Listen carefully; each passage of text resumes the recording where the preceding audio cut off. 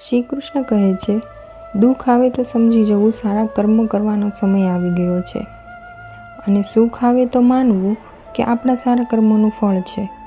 આમ જોવા જઈએ તો સુખ અને દુઃખ જીવનરૂપી રથના બે પૈડા છે, જેના ઉપર બેસીને આપણે સંસાર પાર કરવાનો છે. જો કર્મ સારું હશે તો ભગવાન સાથે રહેશે અને જીવનનો રથ સુખરૂપી ચાલશે. માટે બસ જીવનમાં ધીરજ રાખો, સારા કર્મ કરતા રહો.